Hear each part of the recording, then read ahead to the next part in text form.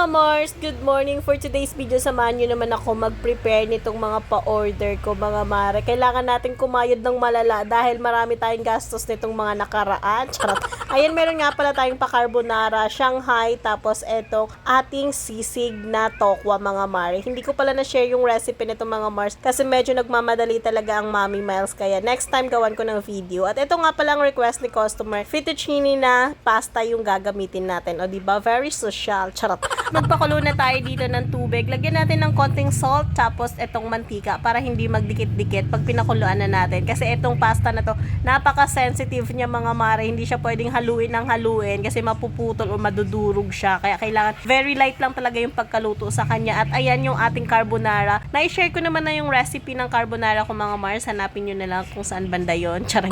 Ayan mga Mars, nilalagyan ko pala ng Alaska crema para talagang masarap yung sauce natin. At nilalagay ko na yung pasta natin. Nakapatay na yung apoy niyan, mga Mars, para hindi na masyadong maluto yung ating pasta kasi medyo delicate nga yung pasta na to, mga Mare. Madali siyang madurog. Tapos ayan, nilalagyan ko siya ng toasted bacon sa ibabaw.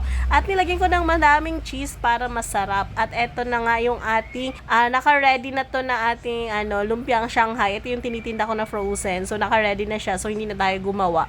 Tapos lulutuin na lang natin. Bali 100 pieces nga pala yan. Tapos itong tokwa natin. Prinito ko lang yung tokwa tapos nagawa ko ng sauce. Tapos share ko na lang next time yung paggawa ng sauce nito, mga Mar. Very easy lang. Napakadali lang ng recipe nito. Pero ang sarap niya talaga, promise. Lalo na siguro paglalagyan natin to ng baboy or di kaya ano pa bang pwede natin ilagay ito. Maraming sili. Medyo budgeted lang yung sili natin dyan, mga Mars. Kasi alam nyo naman, medyo mahardika talaga ang sili ngayon. Ginto ang presyo. Charot.